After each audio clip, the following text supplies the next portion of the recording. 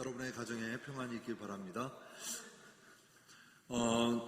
지난주에 성경 파노라마를 들으시고 어떠셨습니까? 성경 읽어야 되겠다 도전이 생기십니까? 아마 오늘 안 나오신 분들은 시험 받았나 봅니다. 성경 파노라마 우리가 생각했던 것 같이 알고 보면, 구조를 알고 내용을 살펴보면 내가 무엇을 읽어야 되겠구나 라고 하는 생각이 들어집니다.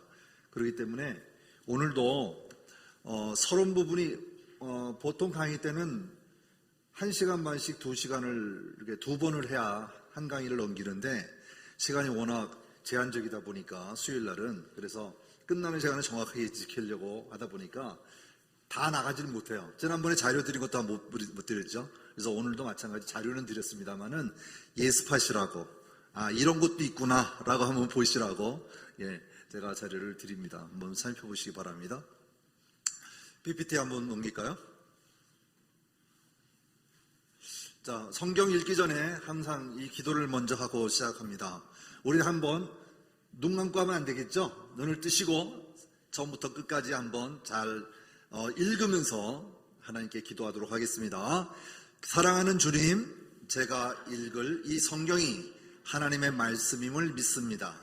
성경의 내용이 이해가 되든지 안 되든지 나의 자발적인 머리로 이해하지 않고 그 내용 그대로 인정하고 받아들입니다. 성령님께서 조명해 주셔서 정확하게 깨닫고 말씀이 삶이 되는 하루를 살도록 도와주옵소서. 예수님의 이름으로 기도드립니다. 아멘. 지난주에 마지막 부분으로 우리가 시대로 본 구약에 대한 설명을 했습니다. 여러분 뒤편에 보면 나와 있는데요. 우리 다시 한번 되새기면서 한번 해볼까요? 자, 첫 번째가 뭐죠? 창세기에 나와 있는 첫 번째가 창조시대. 따라합시다. 창조시대. 창조시대. 창조시대고요. 그 다음에 나오는 시대가 무슨 시대죠? 네, 공부 많이 하셨네요. 적장시대. 적장시대입니다. 그 다음에 나오는 거 출애굽 광야시대입니다. 출애굽 광야시대. 우리는 출애굽기에 나와 있는 것을 하나로 뭉쳐서 출애굽 광야시대다 이렇게 얘기합니다. 그 다음에 나온 것은 가나안 정복시대. 가나안 정복시대죠. 다음 사사시대. 그죠? 사사시대. 사사시대.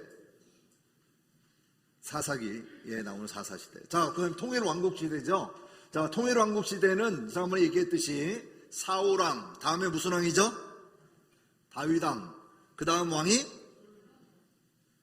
솔로몬 왕까지. 그래서 통일왕국시대다 얘기합니다. 통일왕국시대가 끝나면 뭐가 되죠? 분열왕국시대. 그래서 분열왕국시대가 다음에 안 넘어가는데 왜 이러지? 분열왕국시대. 분열왕국시대입니다. 분열왕국시대는 성경에서 보면 오늘날의 시대와 거의 같이 비교되는데요. 북으로는 북이스라엘, 남으로는 남유다. 그래서 성경에서 구약 성경에 이스라엘이라고 지명된 것은 전부 다 북이스라엘을 얘기하는 것이고요. 유다라고 얘기하는 것은 남유다를 얘기합니다. 그러니까 성경 읽을 때 이스라엘아 이스라엘아 그러버리면 북이스라엘을 얘기하는 거구나 이렇게 보시면 되겠습니다. 자, 분열왕국 시대가 다음 시대가 뭐죠? 포로 시대. 왜 그럴까요? 분열되고 나니까, 그죠? 북이스라엘은 아수르에 패망돼 버려서 아예 국가 자체가 없어져 버리고, 남유다는 바벨론에 의해서 3차 침공을 당해서 마지막에 왕이 바빌론으로 끌려가는 그런 사건까지 이어지는 것이죠. 그래서 바벨론으로 끌려가는 포로 시대가 형성이 되어집니다. 자, 포로로 시대가 끌려가기 전에 외치던 자의 소리가 있었어요. 에레미야가. 얼마 만에 회복한다고 그랬죠? 70년 만에 다시 예루살렘으로 돌아올 것이다 라고 했을 때 이스라엘 백성들이 믿었을까 안 믿었을까요? 안 믿었어요. 예, 그래서 하나님 말씀이 이어지면서 포로 시대에 70년을 마치고 다시 포로가 다시 귀환하는, 그래서 귀환 시대, 그래서 예루살렘으로 돌아오는 시대를 귀환 시대다. 그래서 성경 39권, 구약이 39권이죠. 거기에 그 안에 있는 내용이 전부 다 이 내용이 포함되어 있습니다.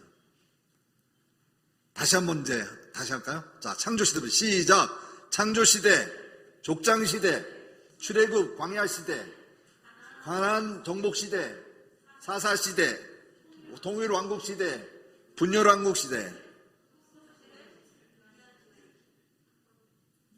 다 했어요? 자, 그 다음에 볼게요. 그럼 성경이 어디에 포함되어 있는지. 자, 창세기는 1장부터 50장까지 있어요.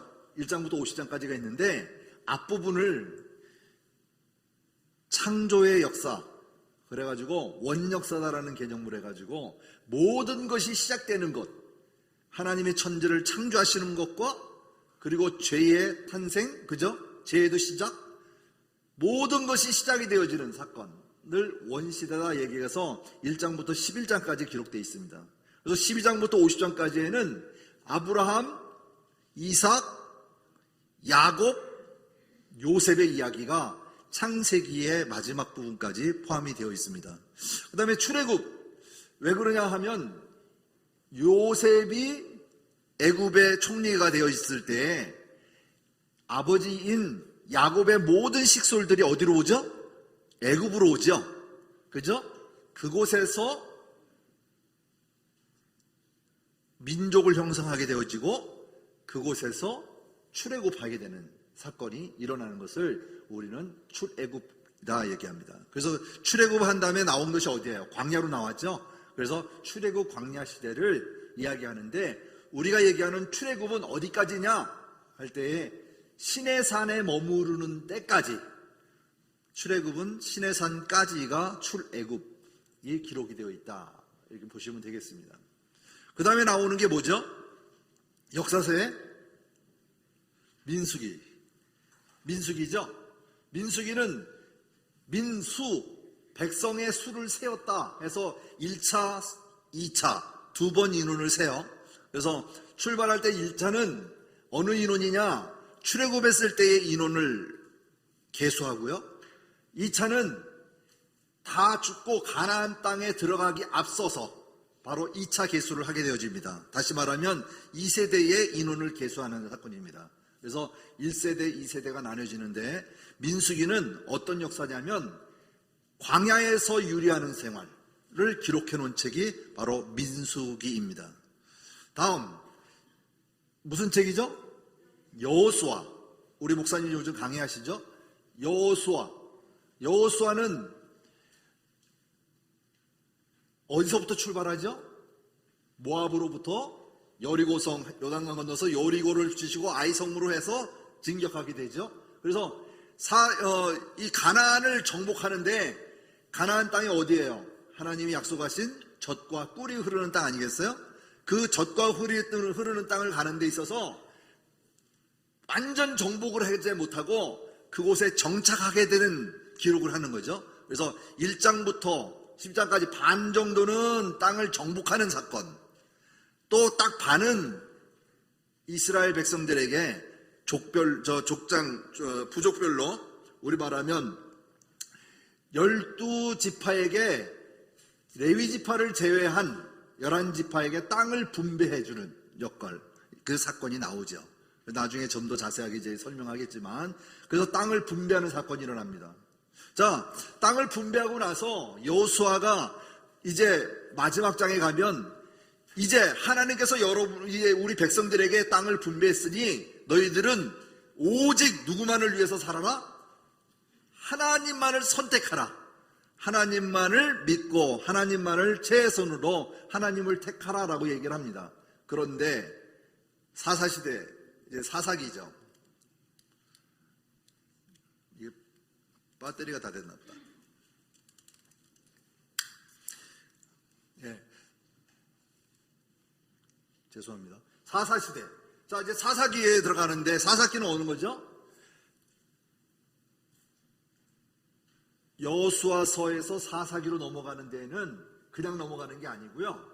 약 360년이라는 갭이 있습니다. 360년이라는 그동안의 사사시대를 열어요. 근데 그 사사시대를 여는 데 있어서 7가지의 행위가 나오는데 그거를 반복해서 일어나는 사건을 얘기해요. 그러니까 우리 말하면 사사기는 하나님의 말씀을 제대로 듣지 않는 거예요. 다시 말하면 하나님을 믿되 다른 신을 또 섬기는 것. 그래서 우리가 말하는 대로 하나님을 섬기지만 또 다른 신도 내가 좀 더 잘 살고 부흥해지려다 보니까 또 택해서 듣는 거죠. 또 섬기게 되는 것이죠. 그래서 두 주인을 섬기는 사건이 이 사사기에 나옵니다.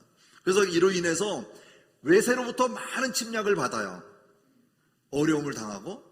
그래서 그거를 반복적으로 일어나는 사건, 이것을 우리는 사사기에서 볼 수가 있습니다. 그러다 보니까 사람의 생각으로 모든 것을 결정하게 되고 자기의 옳은 대로 판단하게 되는 것이 사사기의 종말입니다. 그러다 보니까 마지막 사사인 사무엘에게 내가 우리 민족이 너무 많은 외부로부터 침략을 받으니 왕을 달라고 요구하게 되는 거죠. 그래서 왕을 주는 것이 하나님께서 선택한 것이 아니라 백성들이 하나님에게 왕을 달라고 요구해서 준 왕이 바로 사울 왕입니다. 그래서 사울 왕 이후가 다윗 왕이 되고 다윗 왕 이후가 솔로몬이 되는 것입니다. 그래서 솔로몬 이후에 이제 분열, 다음 걸 못하기 때문에 빨리 넘어갈게요. 분열 왕국이 일어나는데 분열 왕국에는 우리가 생각하는 정통성은 남유다에 있는 거예요. 그렇죠? 남유다. 다시 말하면 예수님의 계보를 이어가는 것은 남유다입니다. 그래서 남유다로 이루어지게 되어지고요. 그 다음에 분열된 이후의 삶은 북이스라엘은 아수르에 패망하게 되어지고 그리고 남유다는 바벨론에 의해서 패망하게 되어집니다. 그리고 이제 분열된 상태에서 포로로 잡혀가게 되어지는데 이 포로로 쓰여진 내용들을 보시면 이제 보세요.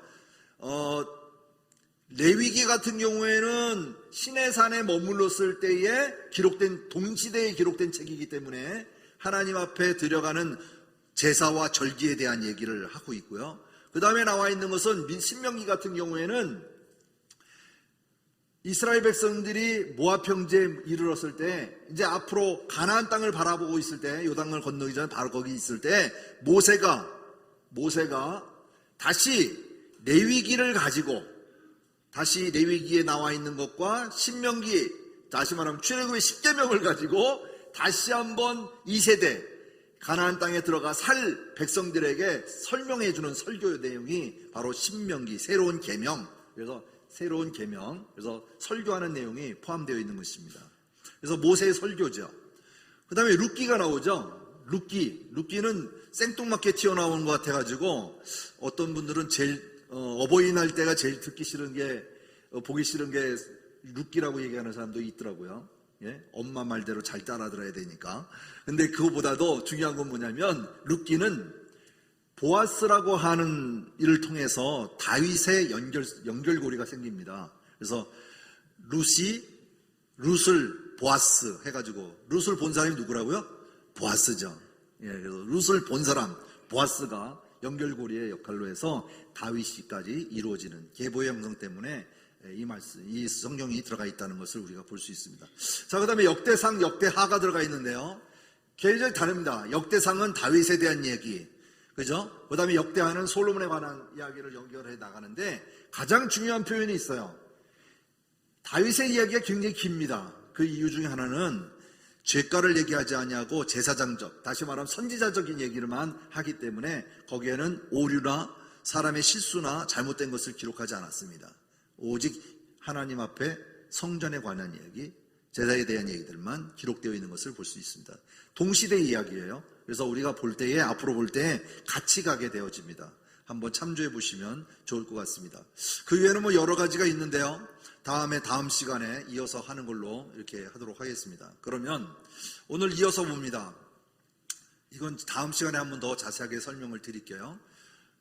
자, 성경이란 과연 무엇인가? 오늘 서론 부분에서 성경이란 바는 무엇일까요? 쉽게 얘기합니다. 어느 미국에 있는 목사님께서 성경이란 바이블을 가지고 5개의 행으로 한번 나눠서 이야기를 나눴는데 Basic Information Before Reading It라고 나와 있는데 여기 보면 성경은 다 읽어볼까요? 시작. 성경은 이 세상을 살아가는 기본 정보가 담겨있는 책이다. 다른 말하면 기본적인 책이다. 가장 중요한 책이다. 이렇게 얘기하는 것이죠. 8만 대장경이라고 내가 한번 찾아봤더니 8만의 권이 넘는 것으로 되어 있더라고요. 하나님께 감사해죠. 1189장만 우리에게 주신 거에 대해서. 그러죠? 그것만 주신 것만 해도 감사합니다. 사실은 더 많았다면 아마 읽기 싫어서 다 어디 사장되어 있을 거예요. 예? 그렇지만 우리가 알 수 있는 것은 성경은 가장 우리가 살아가는 데 있어서 기본적인 꼭 필요한 책이다 하는 것을 우리는 알고 넘어가면 되겠습니다. 그 다음에 보면요, 성경은 그럼 왜 읽어야 하는가? 한번 처음부터 끝까지 한번 읽어볼까요? 시작. 성경은 바로 복된 기본 정보를 제공하는 책이고 그것은 하나님과의 관계가 온전하게 회복됨으로써 흘러나오는 복이고 그 관계의 회복은 성경을 읽어 하나님이 누구신가를 바르게 알고 그 하나님과의 관계를 맺을 때만 가능하기 때문입니다. 네, 성경은 왜 읽어야 하는가요? 하나님과의 관계 때문에 그렇습니다. 하나님의 관계, 다시 말하면 믿음이라고 하는 것은요, 나 혼자의 존재되는 것이 아니라 하나님의 만남을 통해서 믿음이 생성이 되어집니다. 하나님과의 만남을 통해서 신뢰가 형성이 되어집니다. 그럴 때 믿어지는 거예요. 그렇죠? 아무리 가까운 사람이라도 그가 믿어지지 않으면 어떻게 할까요? 신뢰성이 없죠. 그죠? 하나님의 관계는 내가 그가 하는 말씀이 어떤 말씀인지 내 마음에 담아봐야 내가 그 뜻을 이해하게 되어지고 하나님의 관계가 형성이 되어짐으로써 더 많은 것을 얻고 그것을 지켜나갈 수 있다는 것이죠. 그래서 아까 우리가 기도했던 것 같이 하나님의 말씀은 맞든지 틀리든지 알든지 모르든지 믿어지는 거예요. 그리고 성경을 읽어보시면 하나님의 성령님께서 나에게 인도하셔서 이 말씀을 이어가도록 계속적으로 연결고리가 되어준 줄 믿습니다. 그 다음에 볼까요? 그러면 창조하신 이유가 뭘까? 오늘 여기서 가장 중요한 포인트예요. 성경의 가장 포인트인데요. 자, 창세기 1장 28절 말씀. 우리 다 아는 구절입니다. 한번 해볼게요. 시작. 하나님이 그들에게 복을 주시며 하나님이 그들에게 이르시되 생육하고 번성하여 땅에 충만하라. 땅을 정복하라. 바다의 물고기와 하늘의 새와 땅에 움직이는 모든 생물을 다스리라. 자, 보세요. 하나님이 그들에게 복을 주시며 밑에 있는 모든 부분들은 생육하고 번성하고 그리고 땅을 정복하고 다스리라고 하는 것은 그 복에 주어지는 것들이에요. 하나님 우리에게 뭘 주셨다고요? 하나님 우리에게 뭘 주셨다고요? 복을 주셨어요. 복. 그래서 복받아라 복받아라는 것은 하나님이 우리에게 주시고자 하는 가장 명확한 메시지예요. 그래서 성경을 읽는 것, 하나님의 창조의 됨을 내가 아는 것은 하나님이 나에게 복 주시는 비결을 알려주시는 거예요. 바로 이 복이에요. 우리가 복이라고 하면 기복적인 신앙을 가지고 얘기하는 사람도 있고요. 많은 얘기가 있지만 진정한 복은 하나님이 인간을 창조하셨을 때 그냥 우리를 일꾼으로 쓰시기 위해서 창조하신 게 아니에요. 우리에게 복 주시기를 원해서 우리를 창조하신 거예요. 그리고 이 땅의 모든 창조물에 대하여 생육하고 번성하여 땅에 충만하라고 얘기했어요. 그렇죠? 그 이어지는 것도 마찬가지지만 땅도 정복하도록 했어요. 그리고 이루어지는 것은 모든 움직이는 땅의 새와 땅의 모든 움직이는 것들을 다 다스리라고 말씀하셨어요. 그래서 창세기에 들어가게 되면 얘기하겠지만 모든 말씀의 이름은 하나님이 인간에게 주어진 특권으로 나타나집니다. 그래서 사람이 이름을 지어서 동물의 이름도 짓고요, 식물의 이름도 짓고요, 다 사람의 이름을 짓는 거예요. 하나님이 주셨기 때문에. 이런 특권이 어디 있습니까? 예. 복이라고 하는 개념, 하나님 우리에게 복을 주시기를 원하셨던 그 말씀입니다. 자, 그렇다면 우리는 이 말씀을 통해서 어떤 변화를 원할까요? 진정한 변화가 뭘까요? 이 그림 보고 뭐가 느껴지죠? 네? 기분, 가뭄. 네, 그거는 현상. 또 이걸로 보면 내 마음에 뭘로 느낌이 어떻게 느껴집니까? 메마름. 메마름 하면 그러지만 메마른 영혼. 그죠? 나의 마음. 이런 심정들이 드러나겠죠. 이것도 어떻게 느껴집니까? 저 푸른 초원을에 그림 같은 집을 짓고 누구의 얘기가 들지 않습니까? 하지만 시편 23편도 우리가 생각이 나죠. 그죠? 보세요. 풍요롭고 뭔가 그곳에서 진짜 집도 짓고 그리고 편히 쉬고 싶고 모든 걸 다 누리고 싶은 그런 마음이죠. 풍요로움이 있어요. 두 개지는 전혀 다른 느낌이 들어집니다. 우리가 원하는 것은 첫 번째 그림이 아니라 두 번째의 마음일 거예요. 이것이 바로 변화입니다. 메말랐던 내 영혼 속에 하나님의 말씀이 머물러서 무르되 내 삶의 변화가 일어나면요, 이와 같은 푸른 초장에서 하나님의 말씀과 거닐 수 있는 그러한 변화력이 생긴다 이 말입니다. 자, 그렇다면 볼게요. 어떤 변화일까? 변화란 뭘까? 사람에게 그냥 색칠하는 것이 변화일까? 예? 한번 들어갔다 나오면 색깔이 변하는 것이 그게 변화일까? 아니죠. 근본적으로 변화는요, 그게 변화가 아니에요. 어떤 변화냐면 누에가 다시 나비가 될 정도의 과정을 거치면서도 속성과 본성은 그대로 가지고 있으면서 형태가 완전히 바뀌는 사람, 바뀌는 것을 우리는 변화라고 얘기합니다. 어떤 사람은 그래요. 생긴 대로 믿어요. 성질대로 하나님도 믿어요. 자기가 가지고 있는 모든 성품대로 믿어요. 하지만 예수님을 만나면 그 성품도 변해요. 하나님을 믿는 방법이 달라져요. 내 성질은 이래도 하나님은 제대로 믿어하는 사람들은요, 자만에 빠질 가능성이 굉장히 높아요. 벌써 하나님 앞에 푹 빠진 사람은요, 말소리도 달라지고요, 걸음걸이도 달라진다고 그래요. 얼굴이 벌써 선해져요. 오늘은 전부 다 마스크를 썼기 때문에 눈 윗밖에 안 보이잖아요. 웃는 건지, 그죠? 화를 내고 있는 건지 전혀 모르잖아요. 그래서 요즘은 마스크 위에 눈 위쪽으로 웃는 연습을 하라고 그래요. 예? 이렇게 보면 좀 보이긴 보이는데, 예? 항상 눈 위에 웃는 모습을 변하는, 그렇게 또 변화가 이루어지거든요. 자, 그렇다면 삶의 변화를 일으키는 요소가 있어요. 그 요소가 뭘까? 우리는 교회에서나 어떤 행사에서도 이벤트를 많이 하고요, 프로그램을 많이 합니다. 하지만 이것은 결코 삶의 변화를 주지 못해요. 그렇죠? 그럼 뭘까요? 우리가 지금 뭐 하고 있죠? 성경 하고 있죠. 성경 파노라마. 성경 외에는 변화를 시킬 수가 없어요.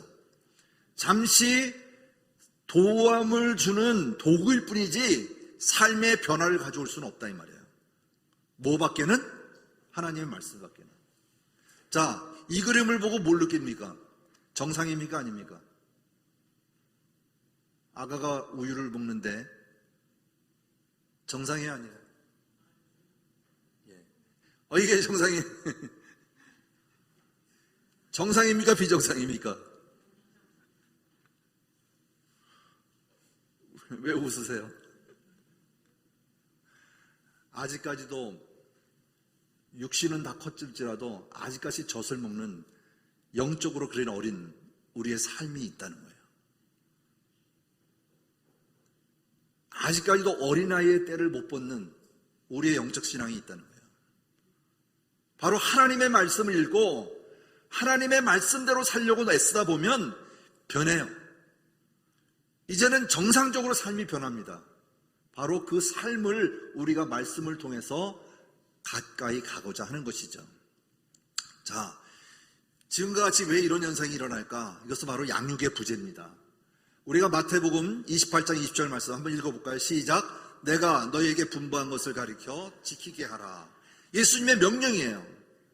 모든 것을 가리켜 지키게 하라고 하는 명령을 행하지 않았기 때문에 아까 같이 어른이 어린아이의 때를 아직 벗어보지 못하는 이런 일을 하게 되어지는 것입니다. 두 번째는 뭐냐면 바로 요한복음 21장에 나온 대로 내 양을 먹이랍니다.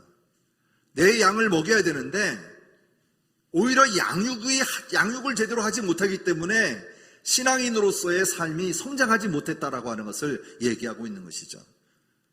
그래서 교회가 맡은 역할은 가리키고 그리고 양을 먹이는 일을 교회가 담당해야 됩니다. 그럼 우리들은 어떻게 될까요? 주는 것을 마음껏 받아들일 수 있는 수용의 자세가 돼야 돼요. 바로 이것이 우리에게 필요한 것입니다. 그래서 성경 66권을 읽는다는 건 쉽지 않아요. 정말 쉽지 않습니다. 저희 어머님이 지금 93세신데 90세에 성경 필사를 하셨어요. 놀라웠죠. 1년에 그렇게 쓴다는 쉽지 않거든요. 하지만 돋보기 이만한 거 그려놓고 그러고 쓰셨어요. 여러분도 한번 해보시기 바랍니다. 쉽지 않습니다. 아침부터 저녁까지 쉴 때마다 그냥 시간 있을 때마다 쓰셔야지 썼는데도 그렇게 필사를 하시더라고요. 그래서 한 권 딱 떼시더니 이제 접으셨더라고요. 이제 힘들어서 못하겠다고.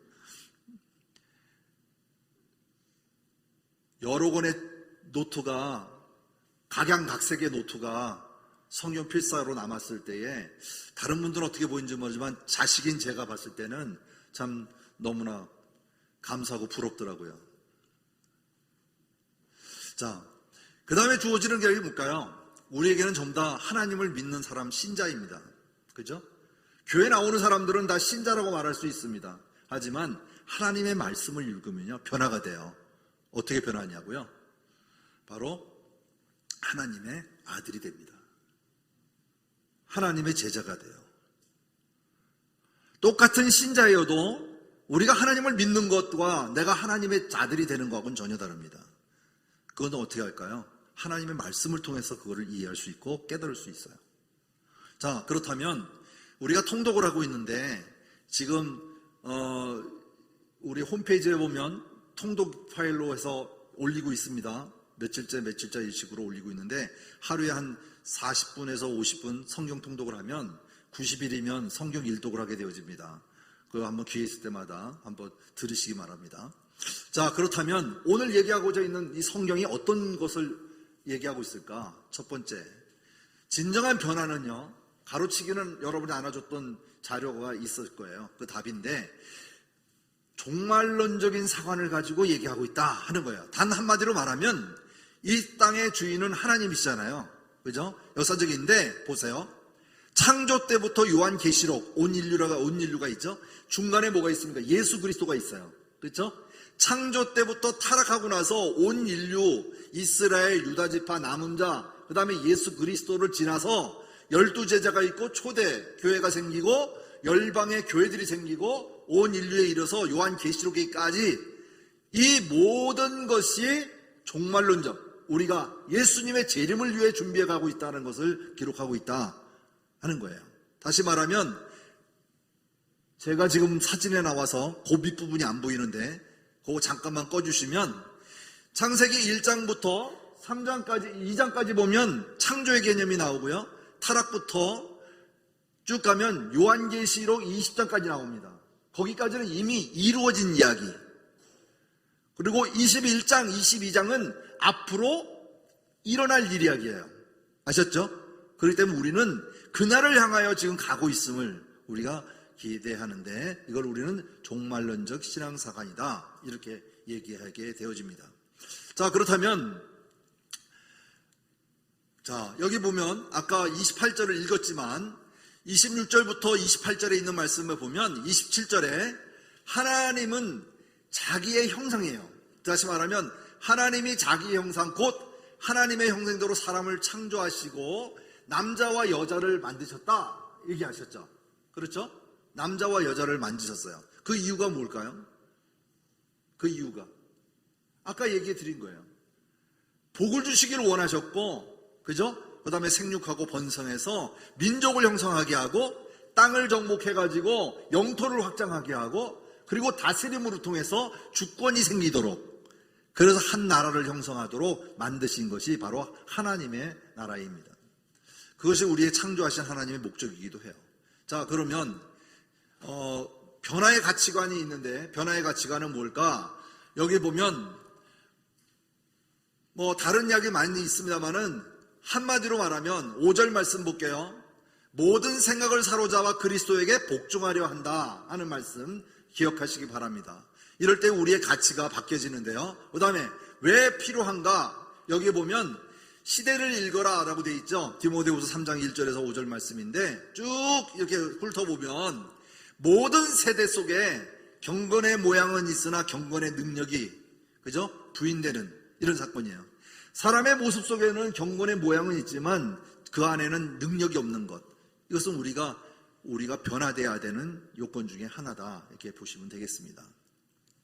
그 다음에 자기중심성 내려놓기. 다시 말하면 변화라고 하는 것은 나를 내려놓는 거예요. 우리가 말씀을 읽으면서 나에게 적용하게 되면 내 삶을 내려놓는 거예요. 그 다음에 나의 방향이 어디로 바뀔까요? 이제는 하나님을 향하여 마음의 방향이 바뀌고 뜻이 바뀌는 이런 방향성에 대하여 얘기하고 있는 것입니다. 자, 그 다음에 성경이에요. 성경에 대한 얘기를 나오는데 성경 우리 이건 다 한번 읽어볼까요? 시작. 그러나 너는 배우고 확실한 일에 거하라. 너는 내게 누구에게든지 배운 것을 알며 또 어려서부터 성경을 알았나니 성경은 능히 너희로 하여금 그리스도 예수 안에 있는 믿음으로 말미암아 구원에 이르는 지혜가 있게 하느니라. 무엇에 이르는 지혜요? 구원에 이르는 지혜가 있게 하려 함이라. 자, 읽습니다. 모든 성경은 하나님의 감동으로 된 것으로 교훈과 책망과 바르게 함과 의로 교육하기에 유익하니 이는 하나님의 사람으로 온전하게 하며 모든 선한 일을 행할 능력을 갖추게 하려 합니다. 아멘.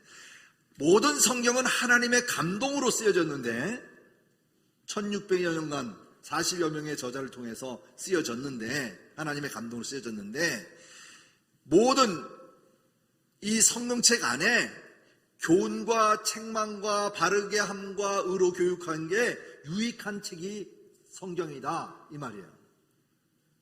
그러니 읽어야 되겠어요? 말아야 되겠어요? 예, 읽어야 됩니다. 우리나라는 초대 대통령이 이승만 대통령이 우리나라를 건국에 세울 때 성경책에 위에 올려놓고 선서를 했어요. 그런 우리나라입니다. 그렇게 세운 나라입니다. 하지만 시대가 다르면서 어떻게 합니까? 지금은 그렇게 하지 않죠.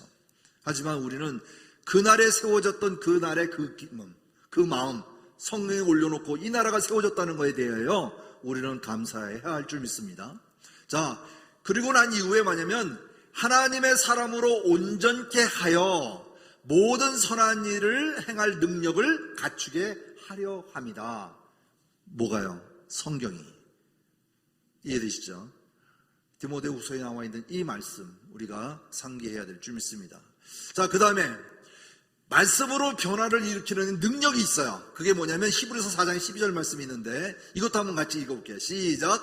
하나님의 말씀은 살아있고 활력이 있어 좌우의 날선 어떤 곰보다도 예리하여 혼과 영과 및 관절과 골수를 찔러 쪼개기까지 하며 또 사람의 생각과 뜻을 판단하나니 지으신 것이 하나도 그 앞에 나타나지 않음이 없고 우리의 결산을 받으실 이의 눈앞에 만물이 벌거벗음같이 드러나느니라. 창세에 보면 하나님이 남자와 여자를 창조하셨을 때 실오라기 하나 안 거치고 마음껏 자유인이었어요. 그죠? 지금 우리가 이 옷을 입고 있는 것도 그 당시에는 없었어요. 지금은 멋으로 바뀌었지만 죄를 짓고 난 다음에 부끄러움을 가리는 표상이 옷이었죠. 그죠? 자, 하나님이 우리에게 주시는 말씀을 통해서 깨달을 때는 이 말씀을 두 가지로 받아들여야 됩니다. 지금 일어나는 현상이 현상 그대로 보는 것하고 믿는 사람들은 믿음에서 보는 눈을 가져야 되는 거죠. 아, 하나님이 이 시대에 어떤 뜻을 우리에게 주시는 것일까? 하나님이 이런 환경이 우리에게는 어떤 의미로 다가올 수 있는가? 성경적으로 이제 성경을 많이 읽다 보면 그런 사관이 생기게 되어집니다. 그래서 앞을 바라보는 세관, 그래서 내가 신앙생활을 어떤 식으로 나가야 될지를 기록하게 되어집니다. 이러한 예들을 우리가 자꾸 연습하다 보면 하나님이 나에게 주시는 말씀을 우리는 깨닫게 되어지고 적용하게 되어집니다. 자, 그 다음에 볼게요. 그리스도의 가치관을 세우세요. 뭐 여러 가지 있는데 이건 이 세대에 본받지 말라고 하는 이야기고요. 그 다음에 무엇인지 우리 목사님 항상 얘기하시죠. 분별하라고. 그죠? 분별. 바로 여기 나오는 분별입니다. 하나님의 선하시고 기뻐하시고 온전한 뜻이 무엇인지를 분별하도록 하는데 필요한 게 뭐라고요? 성경이에요. 성경 말씀을 모르면 분별할 수가 없어요. 옳고 그름을 판단하지 못해요. 어느 게 진짜인지 가짜인지 알 수가 없어요. 왜? 진짜가 진짜보다 더 진짜 같은 게 가짜가 많기 때문에 그래요. 오직 하면 참기름이 나왔겠어요. 그죠? 기름이면 다 기름이지. 진짜. 원조가 진짜입니까? 원조 주방장이 진짜입니까? 예? 저쪽 어디 국수집에 갔더니 원조집인데 그 옆에 원조집 주방장 하던 집 이렇게 돼 있더라고요. 그러면 누가 진짜인지 난 모르겠어요. 맛은 아마 주방장이 낫지 않을까 생각이 되어지는데. 네. 그러니까 우리 생각이 전부 다 달라요. 하나님의 말씀은 분명히 기록되어 있는 책 한 권인데 풀이하는 사람이 다 다르거든요. 그렇기 때문에 성경은 서로 연관성이 있습니다. 신약을 아는데 나는 구약을 읽다 보니까 너무 힘들어요. 그래서 신약을 읽어요. 그러더니 하는 말, 나는 신약은 잘하는데 구약은 잘 몰라. 이런 사람은요, 구약도 모르고 신약도 모른다는 얘기예요. 다시 얘기할까요? 신약은 구약을 토대로 만든 거예요. 그렇기 때문에 구약을 알아야 신약을 알아요. 신약과 구약을 섞어야 하나가 돼요. 그게 바로 우리가 흔히 말하는 대로 약탕기에다가 성경을 구약 성경을 꽉 짜서 약탕기에 그냥 짜고 짜면 신약의 산상보훈이 나와요. 신약의 산상보훈을 짜고 짜면 뭐가 나오는지 아세요? 주기도문이 나와요. 우리가 10계명을 짜면 10가지 계명이 2가지 계명으로 바뀌죠. 신약에 와서는 내 이웃을 사랑하고, 그죠? 하나님을 사랑하고 내 이웃을 사랑하라고 나오죠. 우리의 사랑이 예수님의 사랑을 얘기하고 하나님의 사랑을 얘기하는 것은 바로 성경을 다 알고 난 다음에 그 말을 한번 읽어보면 정말 나를 사랑하는 줄 알아요. 하나님이 나를 상해서 이 말씀을 쓰셨구나라는 것을 알게 되어진다는 것이죠. 자, 그 다음 볼게요. 자, 삶의 변화에 성경 읽기 자세가 있는데 통전적으로 이해하라 얘기죠. 통전적이 뭘까요? 통전적 이해라는 것은 일반적 적용되는 규칙으로서 어떤 경우에도 통하는 법전이에요. 상식에 어긋나지 않는 이야기죠. 그렇죠? 이것을 우리말하면 성경 전체를 이해하는데 이야기하는 거 우리는 맥이라고 합니다. 맥. 그죠? 맥. 그래서 성경을 빠른 시간 안에 전체를 읽어버리면 맥이라는 걸 형성을 이해한다 하는 거예요. 그래서 성경을 이해하는데 통전적 이해를 가져야 된다 하는 것을 설명하고 있고요. 이것은 이제 하나님의 나라 관점에서, 하나님 나라의 관점에서 3가지의 관점을 얘기합니다. 뭐 자세한 얘기는 또 하면서 설명할게요. 자, 지성적으로 하나님의 말씀을 읽어야 되는데 전인격적인 방법 중에 하나인데 하나님을 바로 아는 것. 그래서 여호와를 바로 알자. 이런 얘기를 우리가 말씀을 통해서 알게 되어지죠. 호세아서 6장 3절에 보면 우리가 여호와를 알자, 힘써 여호와를 알자라고 얘기를 해요. 그리고 새벽에 빛같이 어김이 없나니 비와 같이 땅을 적시는 늦은 비와 같이 우리에게 임하시는다라고 하는 이 말씀에 대해서 여호와를 알아야 된다라고 하는 걸 강조합니다. 앞으로 시간이 되면 이 성경의 흐름, 다시 말하면 그 시대의 배경, 기후, 주어지는 말씀에 대한 내용을 설명을 드리면서 갈게요. 그죠? 늦은 비와 이른 비에 관한 이야기들. 왜 신약시대에 보면 마태복음에 보면 땅에다가 보화를, 그죠? 감추었던 그 이유라든지 성경을 보는 방법이, 그 시대는 예화로 적었지만 그게 왜 그때 그 예화가 통했는지 얘기하는 거죠. 우리 요즘 말하면 어처구니 없다고 얘기하는데 어처구니가 뭐죠? 예, 이거라고 얘기하는 건 다 맞아요. 이게 어처구니죠. 이거 없이는 어떻게 해요? 맷돌 돌려요, 못 돌려요? 돌리죠. 요즘은 전기로 돌리면 되는데. 예, 시대상으로 다르다는데요. 예, 개념이 달라요.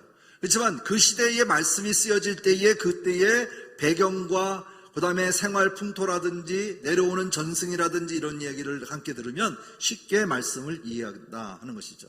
우리가 가장 이해하기 어려운 게 족보예요. 족보 읽다 보면요, 다 덮어버려요. 그죠? 특히 역대상 가면 한 8장이 족보예요. 누가 누구를 낳고 누가 누구를 개수나면 덮어버리거든요. 근데 한두 번 지나고 나면 그때의 그 족보를 읽게 돼요. 다 연결되어 있는 연결고리를 알기 때문에. 그 또 우리나라 말이 아니잖아요. 우리나라 사람도 아니잖아요. 귀에도 안 들어와요. 누군지도 몰라요. 그러니까 그냥 지루한 거예요. 그래서 족보만 가면 잠이 와요. 넘기고 싶고. 한번 끝까지 한번 읽어보세요. 끝까지 읽는 사람에게 아마 은혜가 될 줄 믿습니다. 자, 그 다음에 또 한 가지 읽는 것은 감성적으로 읽어야 되는데, 그거는 뭐냐면 하나님과의 관계를 맺는 데 있어요. 그래서 이 말씀 속에서 보면 아까 얘기했지만 하나님의 관계의 형성이 이루어질 때 그 말씀을 받아들이는데 큰 힘이 되어집니다. 그 다음에 의지적으로 읽는 것은 관계를 맺는 거예요. 관계 맺는 건데, 자, 마태복음 28장 20절 말씀 한번 읽어볼까요? 시작. 내가 너희에게 분부한 모든 것을 가르쳐 지키게 하라. 볼지어다 내가 세상 끝날까지 너희와 항상 함께 있으리라 하시니라. 그렇습니다. 성경을 읽을 때에 우리가 이런 관계성을 가지고 의지적으로 읽어야 합니다. 그죠? 끝까지 한번 참고 이겨내는 우리 모든 성도님 되기 바랍니다. 여기 이제 두 가지가 있습니다. 이거는 통통에서에 나오진 이야기지만 먼저 줄거리를 따라 읽게 되고요. 두 번째는 메시지를 읽는 거예요. 시대적인 배경을 이해하고 관계를 가져갈 때 쉽게 성경을 이해하면서 성경을 읽을 수 있다. 이건 시간 있을 때 다시 한번 또 설명드리도록 하겠습니다. 여기서 보면 이제 정통적인 분류, 구약과 신약에 대한 분류, 오늘날의 분류를 얘기하고 있는 건데요. 이거는 나중에 또 설명드릴게요. 그래서 이거는 시간적인 흐름의 분류. 여기 보면 구약 시대가 있고 이쪽엔 신약 시대인데요. 신약 시대는 그림상이 잘 나와 있지 않죠. 자, 보세요. 우리는 지금까지 구약 시대의 모든 이야기를 다 그죠? 이야기 나눴습니다. 그래서 다음에 이 빔 프로젝터의 프로젝터가 이 TV에는 안 붙기 때문에 설명하기 좀 어렵지만 중간에 보면 뭐가 있죠? 중간 시대라는 게 있습니다. 그죠? 구약 시대가 끝나고 나면 연결해주는 연결고리 400년이라고 하는 중간 시대가 있고요. 그 다음에 이어지는 것이 예수님이 이후의 시대, 신약 시대를 얘기하고 있는데, 먼저 신약 시대의 이야기는 복음 시대를 통해서 그 다음에 이제 사도행전이 쓰여지는 과정, 역사서, 사도행전에 들어가 있는 역사서에 모든 내용이 다 줄거리로 들어가 있는 것, 부록으로 들어가 있다는 것, 나중에 설명 다시 한번 드리도록 하겠습니다. 이와 같이 이루어져 있다는 거죠. 자, 그렇다면 세 가지 개념만 이해하고 오늘 마치고자 합니다. 여기서 보면 종말론적인 구서서의 역사라는 얘기를 먼저 설명했고요. 하나님 나라의 회복이라는 얘기도 했습니다. 왜 회복이냐? 보세요. 종말론적 역사는 구속적인 개념인데 창조에 대한 개념이에요. 하나님은 사랑하시기 때문에 그죠? 우리를 창조하셨다라고 하는 얘기를 드렸죠. 에덴 타락 이런 거 다 하고요. 하나님 나라의 회복에 요 세 가지 요소 있습니다. 하나님의 주권. 다시 말하면 여러분은 가정에서 누가 주인이죠? 엄마입니까? 아빠입니까? 아빠? 거의 아빠라고 하니까 고개가 없는데 전부 다 엄마인 것 같아요. 예. 저희 집도 엄마가 주로 하지만 주권자는 하나님에 대한 얘기를 하고자 하는 거예요. 다시 말하면 모든 생물들을 번성하는 데 있어서 국민을 형성하게 되는 역할. 다시 말하면 출애굽하기 전에 애굽 땅에 머물렀던 그 기간 동안 이스라엘 백성들이 몇 배가 늘어나요? 그죠? 20만 이상이 늘어나게 됩니다. 200만 이상이 돼요. 장정만 60만이니까. 이렇게 해서 이스라엘이라고 하는 국민을 만들게 되어지고, 두 번째가 뭐냐? 영토예요. 영토가 어디 있습니까? 가나안 땅 아니겠습니까? 그 영토를 하나님께서 주시기 위해서 가나안 땅으로 행군하는 거예요. 그리고 정복하고 그 땅을 분배하는 역할이 끝나게 되어집니다. 그럴 때 이루어지는 것이 뭐냐면 주권이에요. 우리나라의 주권은 누가 가지고 있어요? 국민이 갖고 있잖아요. 그죠? 하나님 나라의 주권은 누가 갖고 있어요? 우리일까요? 하나님의 주권이에요. 그래서 하나님의 나라가 회복되는 것은 뭐냐면 이스라엘 백성들의 국민이 형성이 되어지고 땅이 형성이 되어지고 하나님의 주권이 형성되는 이 나라가 하나님의 나라예요. 그래서 이 나라 형성하는 과정을 기록해 놓은 것이 바로 하나님의 말씀입니다. 그래서 우리가 과정 속에서 이제 이어가 나갈 때 이렇게 보시면 되겠습니다. 그래서 에덴은 최초의 완벽한 하나님의 나라였습니다. 다시 말하면 요한계시록 마지막이 이 무너졌던 에덴 동산을 다시 회복하는 과정이에요. 모든 것이 하나님의 나라로 이어가는 과정. 그래서 이거를 우리는 종말론적 개념으로 보게 되어집니다. 그래서 하나님 나라의 관점은 이와 같이 설명하고 있고요. 구별된 삶의 거룩. 자, 여기서 하나로 해서 마치겠습니다. 자, 변화된 삶이란 하늘에서 이루어진 하나님의 뜻이 내 삶 가운데 이루어지는 것. 우리 주기도문의 마지막 부분이에요. 하늘에서 이룬 것이 땅에서 이루어지는 것. 자, 내 삶이 하나님으로부터 들어지는 것을 내가 말씀으로 들었을 때, 내가 행동으로 옮겼을 때 주는 것은 뭐죠? 순종이에요. 그래서 불순종 하면 불순종이라고 하는 개념 속에 아니불자가 3개가 들어가잖아요. 그죠? 불순종. 순종하는 것이 반대가 불순종. 그죠? 죄. 다 같은 얘기예요. 순종하지 않는 것 또한 죄라고 하는 것도 이 죄 속에 포함이 되어 있는 내용들이 이 거룩한 삶 속에 다 구분이 되어집니다. 그래서 우리는 하나님의 말씀을 읽었을 때 구별할 줄 알고 분별할 줄 알고, 그리고 옳고 그름에 따라서 하나님의 뜻인지를 이해하는 이런 삶의 변화가 우리 삶에 있기를 바랍니다. 오늘 성경 365일 성경 읽기 창세기 몇 장인 줄 아세요? 오늘 읽는 날이 33장, 35장까지 읽는 날이었어요. 거긴 야곱에 대한 이야기가 나오거든요. 그러니까 우리가 성경을 읽을 때 많은 양을 동시에 그냥 막 알든 모르든 넘어가려고 하지 말고, 성경의 어느 부분의 인물은 굉장히 길게 써놨어요. 그죠? 그 인물을 통해서 우리에게 주시고자 하는 하나님의 말씀이 있는 거예요. 그럴 때는 좀 더 깊이 상고해보면 좀 더 인물이 어떤 인물이구나 하는 것은 그냥 테마별로 넘어가도 됩니다. 그래서 너무 자세하게 알려고 매달리지 마세요. 어떤 분은 전에 있던 교회 보니까 주석까지 빌려가는 사람이 있더라고요. 성경 보겠다고. 성경 아직 다 읽어보지도 않았는데 성경 공부하는데 주석까지 빌려다가 참조하겠다고 하는 사람도 있더라고요. 그건 좀 아직까지는 아닌 것 같고요. 지금은 아까 통전적인 개념으로 성경을 많이 읽는 데에 투자를 하시면 빨리 그 말씀에 대한 맥을 형성하면 더 큰 효과가 있을 것이다 보아집니다. 제가 왜 시작할 때 꼭 이 창세기 창조시대부터 포로 귀환 시대까지 설명을 하냐면, 이것을 계속적으로 반복을 하면요, 눈에 들어와요. 이해되죠? 그리고 성경을 이해하게 돼요.